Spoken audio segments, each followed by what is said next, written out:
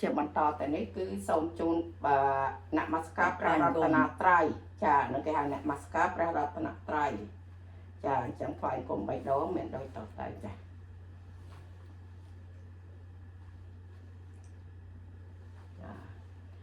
អេមេហេទីបតុបាតិសការេ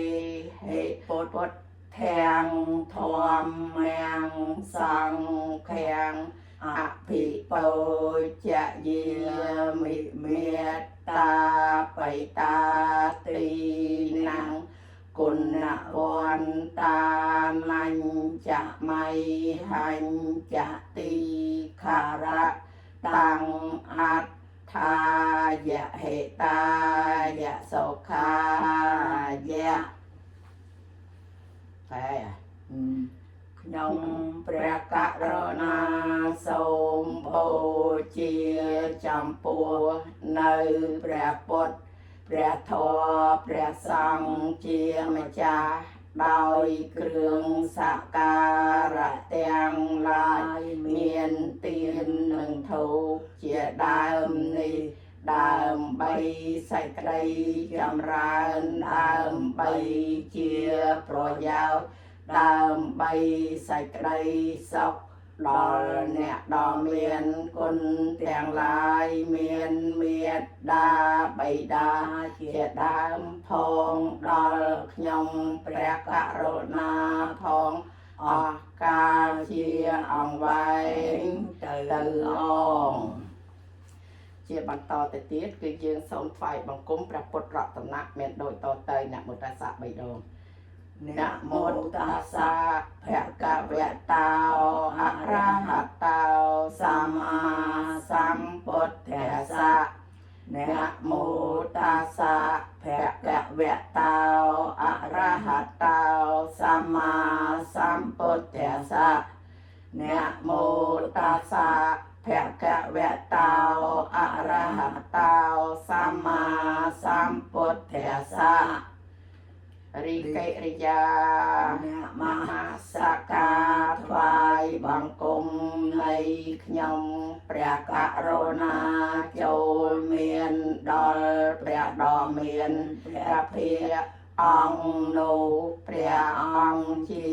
ព្រះអរហន្តដ៏ប្រសើរទ្រង់ត្រាស់ដឹងនៅញយធម៌ទាំងពួងដោយប្រពៃចំពោះព្រះអង្គអត់មានគ្រូ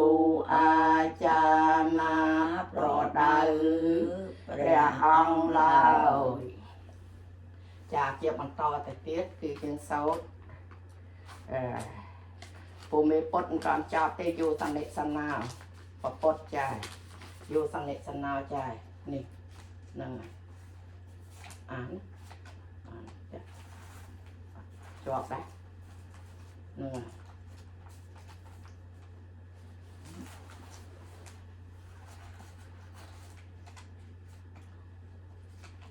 ខ្ញុំនឹងកាន់យោសនិសនាវរៈពោធិមូលេមេរាំងសសេណាំងមហតੰវិជ័យយោសម្ពោធិមេកោឆេអនន្តញ្ញាណោលោកតតមោតាំងបណមាមិពុទ្ធធាំព្រះសម្មាសម្ពុទ្ធអង្គឯណាទ្រង់គង់ចម្រើននៅព្រះអាណាបានសតិកម្មដ្ឋានលើរតនបល្ល័ង្កក្រោមម្លប់ពោធិប្រកដ៏ប្រសើរបានចាញ់នៅមេរាធិរាជព្រមទាំងសេនាដ៏ច្រើនហើយទ្រង់ត្រាស់ដឹងនៅសម្មាសម្ពោធិញ្ញាណមានប្រាជ្ញា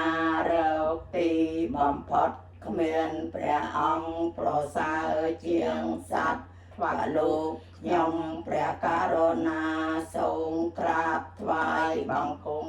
នៅព្រះសម្មាសម្ពុទ្ធអង្គនោះដើ ហើយជាបន្តទៅទៀតគឺយើងថ្វាយបង្គំម្ដងទៀតយេ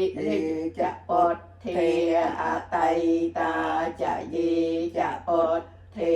អនាគតាបច្ចុប្បន្នាចយេពុទ្ធធាអហង្វន្តិវិសាបតិព្រះសម្មាសម្ពុទ្ធទាំងឡាយអង្គឯណា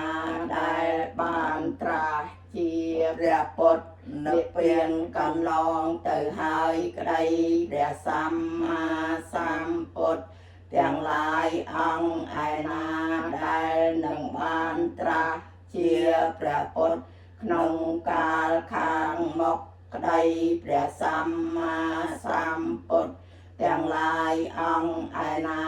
ដែលបានត្រាស់ជាព្រះពុទ្ធក្នុងផតថកាលនេះក្តីខ្ញុំព្រះករុណា